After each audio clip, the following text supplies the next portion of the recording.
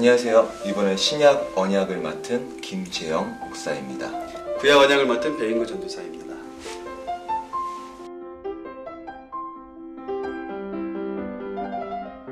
저희가 이제 언약에 대해서 그 의미에 대해서 이제 같이 얘기를 하려고 하는데요. 네. 구약과 신약의 언약의 의미에 대해서 저희가 나누려고 할게요. 그리고 먼저 그러면 구약에 대해서 그리고 구약에 어떤 언약이 있는지 전사님께서 한번 설명해 주세요. 예.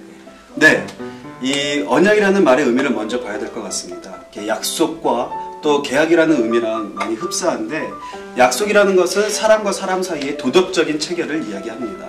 또 계약이라는 것은 사람과 사람 사이의 법적인 체결을 이야기하죠. 그러나 이 약속이라는 것은 사람과 사람 사이에서 어겨졌을 경우에, 이루어지지 않았을 경우에, 위반되었을 경우에 그 어긴 사람에 대해서 도덕적인 의심을 가지게 될 수 있습니다. 또 계약이라는 것도 그 사람과 사람 사이에서 그것이 위반되었을 경우에는 법적인 책임을 져야 하는 그런 경우가 따라오죠. 그러나 성경에서 말하고 있는 구약에서 언약으로 하나님께서 우리에게 약속하고 계시는 그 하나님의 언약이라는 것은 일방적인 것입니다. 일방적이라고 해가지고 우리를 어떻게 죄인으로 몰아붙인다거나 올가매는 것이 아니라 전적으로 하나님의 사랑을 우리에게 주시는 약속이고, 또 하나님의 그 나라를, 하늘나라를 이끌어 가시는데, 경영하는 데 있어서의 큰 틀을 이루는 그러한 것이 하나님의 언약이라고 할 수 있겠습니다. 그래서 더 큰 시야로 봤을 때, 신약까지 합쳐서 하나님께서 당신의 형상으로 인간을 만드셨고, 그 인간은 타락하게 되고, 그 타락한 인간을 다시 살리시기 위해서 예수 그리스도를 보내주시는 것, 다시 회복하시는 것, 이것이 이 모든 것의 언약의 핵심이라고 할 수 있겠습니다. 예. 예, 목사님. 신약의 언약은 어떻습니까? 예, 신약에서 나오는 언약도 구약과 그렇지 다를 수가 없고 오히려 사실은 동일한 메시지예요. 네. 왜냐하면 똑같은 하나님의 말씀이기 때문에 동일한 메시지를 가지고 앞으로 가고 있습니다. 근데 여기서 제가 한 가지를 덧붙일 수 있으면은 덧붙이기 원하는 것은 신약의 언약 그리고 구약의 언약 동일하지만 그 동일한 가운데 관계라는 부분을 조금 더 제가 얘기하고 싶어요. 그러니까 구약의 언약, 신약의 언약, 그리고 일방적인 성격이 있고 사랑이라는 성격이 있는데요. 네. 그 구약과 신약의 언약 가운데서 하나님께서 우리에게 오셨다라는 면을 조금 더 생각하고 싶어요. 사실은 창조주였던 하나님께서 이제 우리 창조물이란 우리 인간에게 사실 오셔야 할 이유가 없을 수도 있고, 그리고 사실은 아무 신경을 안 쓰셔도 됐을 텐데, 근데 하나님께서 우리에게 오셨어요. 그래서 우리는 사실은 창조물로서 하나님의 존재에 대해서 알 수도 없고, 그리고 우리가 아무리 이성을 가지고 있어도 하나님께서 어떤 주실 수 있는 축복들을 많이 모르고 살 수가 있는데, 하나님께서 우리에게 오심으로써 우리가 그것들을 누릴 수 있게 해주신 거예요. 근데 하나님께서 우리에게 오실 때 그 관계 가운데서 하신 그 한 가지 방편으로 사용하신 것이 관계를 맺기 위해서이죠. 그러니까 관계를 맺기 위해서 한 가지 방편으로 사용하신 것, 도구로 사용하신 것을 바로 언약이라고 할 수 있겠죠. 그래서 언약이라는 것을 통해서 일반적이다라는 말이 어떻게 보면은 이기적이다라는 말로 보일 수도 있잖아요. 하지만 사실은 하나님께서 책임을 지시기 원하신다. 우리의 관계 속에서 책임을 주시고, 그리고 우리에게 좋은 것들을, 그리고 영생을, 아름다운 것들을 허락하시기 원하신다라는 그런 목적이 있다라는 것을 조금 얘기해 봤으면 좋겠습니다.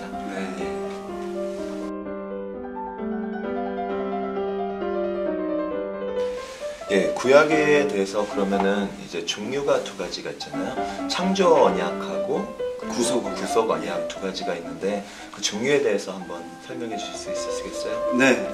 구약에는 참 많은 언약이 있습니다. 창조 언약, 이 창조 언약을 또 아담 언약이라고도 하는데, 그러한 언약이 있고, 노아의 언약이 있고, 또 아브라함 언약, 다윗의 언약, 참 많은 언약들이 나옵니다. 그런데 크게 두 가지로 이제 나눠서 창조 언약과 구속 언약인데, 구속 언약을 먼저 이제 이야기를 하자면은, 구속 언약이라는 것은 태초 전에, 영원 전에 삼위일체 되시는 성부 하나님, 성자 하나님, 그리고 성령 하나님께서 모여서 자기들끼리 약속을 하신 것이죠. 그래서 그것을 구속 언약이라고 부릅니다.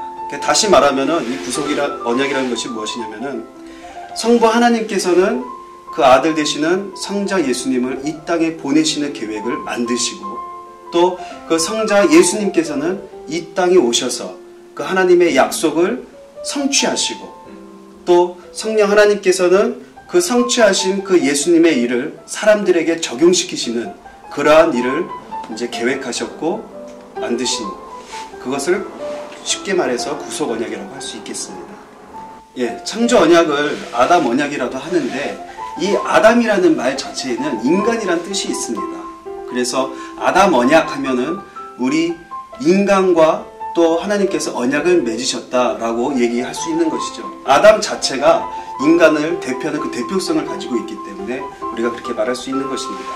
그리고 그 창조 언약, 곧 그 아담 언약은 사도 바울은 로마서에서 첫째 아담의 언약, 그리고 둘째 아담 예수 그리스도로 표현하고 있는 것을 보면서, 예수 그리스도 또한 우리 인류를 대표하는 대표성을 가지고 있다 해서 구약의 창조 언약은 신약까지 계속해서 이어져 온다라고 얘기할 수 있는 것이죠. 예, 그러면은 제가 한번 생각해 볼게요. 예. 그러면 두 가지가 있다라고 말씀하셨죠. 한 가지는 구속 언약, 그리고 창조 언약. 예. 예, 두 가지 이렇게 얘기하셨는데, 그러니까 구속 언약이라는 것은 약간 좀 제한적인 의미가 있는 것 같아요. 그러니까 구속 언약 할 때, 그러니까 그리스도 안에서 택함을 받은 사람들을 이야기할 때 그 제한적인 의미로 구속 언약이라는 이야기를 하고 있고요. 네. 그리고 창조 언약은 조금 더 포괄적인 의미를 가지고 있는 것 같아요. 그러니까 전체적인 하나님의 만드신 창조물들에 그렇죠. 대한 이런 예. 것들. 그래서 모든 피조물에 대한 약속이 그 안에 들어있는 맞아요. 것이죠. 그래서 도덕적인 부분들, 내가 이걸 하지 말아야 할 텐데 하는 그런 부분들 전부 다 포함하고 있는 것 같아요. 예, 목사님이 지금 말씀을 잘하신 것이 그 창조 언약, 하나님의 언약은 모든 피조물들에게 있기 때문에 어떤 성경에서 이야기하고 있는 그러한 부분, 예를 들어서 아담과 하와가 결혼을 해가지고 그 결혼에 대한 부분이 성경에 나와 있고 이스라엘 백성들에게만 포함되어지는, 내지는 그리스도인들에게만 포함되어지는 것이다라고 생각을 할 수 있겠지만, 그것은 잘못된 것이라는 것이죠. 예, 어떤 문화적 관습하고 하나님께서 우리에게 주신 그 약속 안의 원리는 우리가 분명히 분별해야 된다고 생각을 합니다. 예, 그래서 그 원리는 어디 한 곳에 국한되어 있는 것이 아니라 모든 인류가 동일하게 그 언약 속에서, 그 하나님의 원리 속에서 다 이루면서 살아가게 되는 것, 그것이 또 창조 언약의 성취 가운데 하나라고 생각을 합니다. 예, 근데 거기서 저희가 생각해야 될 게 있죠. 그거는 그리스도인이 받은 그 언약의 성취에 대해서 한번 생각해 보는 게 좋을 것 같아요.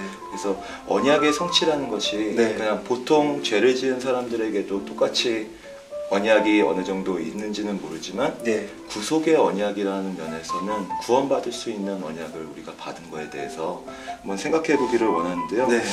그 우리가 받은 구속의 언약, 그거는 그러니까 예수 그리스도 안에서 받은 언약에 대해서 이야기하고 있는 것 같아요. 그래서 구약에서는 사실 그 방과 같은 거죠. 그러니까 구약에서는 어두운, 만약에 방이라고 한다면 어두운 방이 있어서 그 안에 여러 가지 가부들이 있어도, 아무리 좋은 것들이 있어도 그동안 보지 못했던 부분들이 있다면은, 그러면은 신약에 있어서는 저희들이 그동안 보지 못했던 그 여러 가지 좋은 것들, 좋은 가부들, 좋은 부분들을 이제 다시 이제 볼 수 있던 거죠. 근데 그 차이는 바로 빛에 있는 것 같아요. 처음에는 어둠이 있어서 저희가 보지 못했는데 그 다음에는 빛이 임할 때 저희가 비로소 그 안에 있던 것들을 명백하게 볼 수가 있게 되는 거죠. 그래서 저는 그 빛이 예수님이라고 생각합니다. 네, 맞습니다. 예, 아멘입니다. 예, 아멘.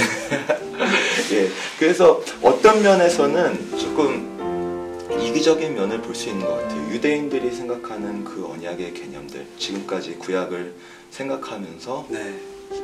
자기들이 생각했던 그 언약의 개념들을 보면은 지극히 제한적인 거를 볼 수가 있어요. 네, 맞습니다. 네, 그래서 그 언약은 자신만의 하나님을 위한 언약으로 많이 보고 있는 거죠. 네. 내 하나님. 그리고 그 언약이 이루어질 때를, 그 언약이 성취될 때는 그 하나님의 나라가 우리들의 나라, 자기들만의 나라가 완성되고 네. 그리고 모든 나라 위에 서는 것을 예. 말하고 있는 거죠. 그렇지만 우리가 믿는 하나님께서 우리에게 신약을 통해서 보여주신 것은 그 하나님의 나라가 유대인들에게만 속한 것이 아니라 온 백성들, 하나님께서 계획하신 온 나라의 모든 백성들에게 속한 구원의 소식이라는 것을 네. 알게 하려는 데에 그 언약의 성취를 보게 되는 거죠. 예. 그래서 예를 들면 제사 같은 부분들, 율법 같은 예. 부분들 다 유대인들이 보기에는 일부분적이고 제한적인 부분들이 있지만 신약에 가서는 정말 명백하게 드러나게 되는 거죠. 네, 맞습니다. 제가 전적으로 그 목사님 말씀에 동의를 하는 것이 아까 말씀드렸다시피 창조 언약 속에서 하나님께서 뭐 예를 들어서 결혼에 대해서 우리에게 그걸 언약으로 주셨는데 그 언약을 가지고 그냥 문화적 관습으로만 여기고 그 사람들의 것이야 라고 여긴다면 그것은 잘못된 것이라고 저도 생각합니다. 예, 그래서 그 문화적 관습이 아니라 그 이상의 하나님께서 하나님의 나라를 이끌어 가시는데 확장해 가시는 데에 하나의 원리로서 또 우리에게 약속하신 언약으로서 그게 그때도 그리고 지금도 동일하게 계속해서 와야 하는 것이 그게 바로 우리 믿는 사람들의 모습이 아닌가. 또 그것을 제대로 분별할 수 있는 것이 참 언약을 알고 또 실천해가는 모습이 아닌가 생각해 봅니다. 예, 또 하나 유대교와 우리 그리스도인, 우리 그리스도교랑 다른 점을 한번 짚어봤으면 합니다. 유대교인들은 예수님을 메시아로 인정하지 않잖아요. 맞죠. 그리고 자신들의 메시아는 아직 오지 않았다라고 이야기를 하죠. 그 부분이 우리들과 참 많이 다른 것 같습니다. 다른 것 같은 게 아니고 다르죠. 그래서 우리들은 이미 예수 그리스도께서 우리의 메시아 되셨고 이미 오셨고 그리고 부활하셨고 다시 오실 그날을 기다리는 사람들이 바로 우리들이고 유대인들은 아직까지 메시아가 오지 않았다. 이러한 것을 생각할 때 이미와 아직에 대해서 그러한 개념을 확실하게 좀 짚고 넘어가야 될 필요가 있는 것 같습니다. 이런 부분에서 참 종말론에 관해서 많이 갈리는데 예, 맞아요. 그 이미와 그리고 아직이라는 의미를 조금 생각할 때 유대교나 물론 다른 사람들도 마찬가지인 것 같아요. 모든 사람들, 세상 사람들이 생각할 때 여러 가지 의견이 있지만 역사에 대해서 생각할 때 일직선적인 생각을 가지고 있는 것 같아요. 처음에 시작되고 그리고 마지막에 어느 지점에서 끝난다라는 생각을 많이 하고 있죠. 네. 그런데 우리 그리스도인이 가지고 있는 생각은 조금 다른 것 같아요. 이미 말씀하신 것처럼 그 일직선에 되는 역사의 지점에서 예수님께서 오심으로써 하나님의 나라가 임했죠. 그래서 예수님의 탄생하심과 그리고 예수님의 죽으심 가운데서 하나님의 나라가 이미 시작된 것을 성경에서 우리가 볼 수가 있습니다.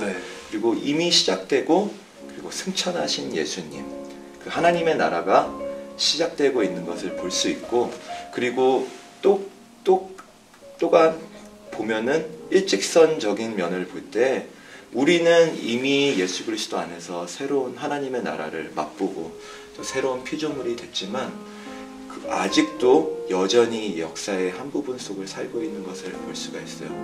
그래서 이미 오셨지만은 우리 다시 오실 때를 기다리면서 살고 있는 거죠.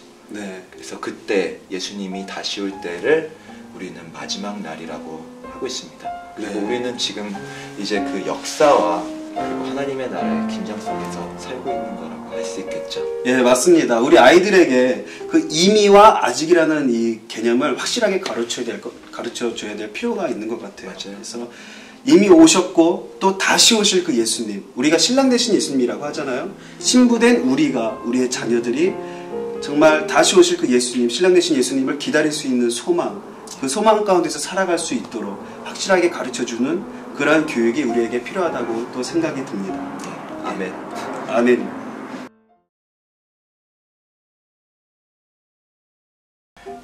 그러면 저희가 지금까지 얘기한 게 마지막 날에 대해서 그 언약이 그 마지막 때 어떻게 성취되는 데에 대해서 같이 이야기를 했는데, 그렇다면은 우리가 이것을 아이들에게 가르쳐야 하잖아요. 네, 아이들에게 가르칠 때 어떤 면들을 이렇게 적용할 수 있는 면으로 이야기하는 게 좋을까요? 네.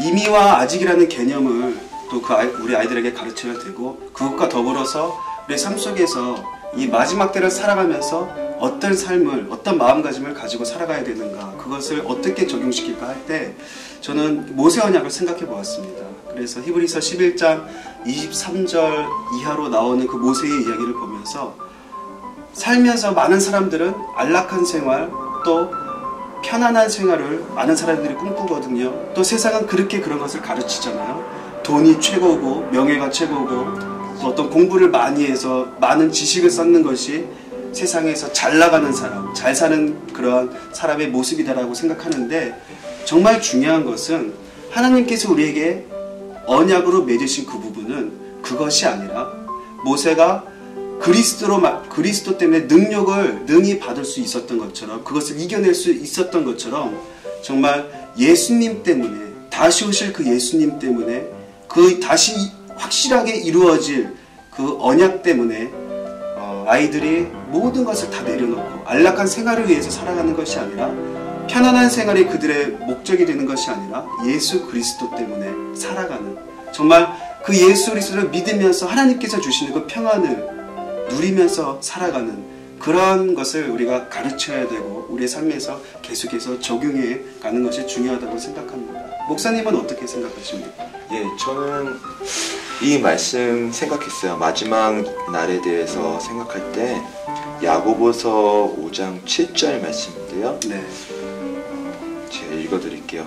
그러므로 형제들아, 주의 강림하시기까지, 예수님 다시 오실 때까지 길이 참으라. 보라, 농부가 땅에서 나는 귀한 열매를 바라고 길이 참아 이른 비와 늦은 비를 기다리나니, 너희도 길이 참고 마음을 굳게 하라. 주의 강림이 가까우니라. 예, 간절히 기다리는 농부의 마음을 이렇게 이야기했는데요. 저는 이 말씀 생각하면서 아이를 이제 낳기 전에 어머니의 마음에 대해서 한번 생각해 봤어요. 그러니까 아이는 나올 거잖아요. 근데 아이가 나오는데 아이를 낳는다는 행동은, 그러니까 아이를 낳는 건 사실 아픈 일이죠. 아이가 품고 사는 것도 힘든 일이고, 아이가 나오는 것을 하는 것도 되게 어려운 일이죠. 아프고 힘든 일이지만, 그렇다고 해서 그것을 거부하거나 싫다고 하는 어머니는 한 번도 못 본 것 같아요. 오히려 그게 아픈 순간이지만 그 아픈 순간을 기다리고, 우리 아이가 언제 나올까라고 길이 참으면서 기다리는 그 모습을 보면서 우리가 마지막을 살아가는 우리의 마음도, 그리고 예수님이 우리 다시 오실 때를 기다리는 우리의 마음도 이와 동일할 거라고 생각을 했어요. 비록 아픈 것들이 있지만, 살아가면서 여러 가지 상처도 많고 어려운 것도 많지만, 우리 예수님에서 다시 오실 그날이 되면은 정말로 기쁠 것이기 때문에, 그래서 그날을 끝까지 기다릴 수 있는, 길이 참을 수 있는 그런 마음을 아이들이 가졌으면 좋겠다라는 생각을 하게 되었습니다.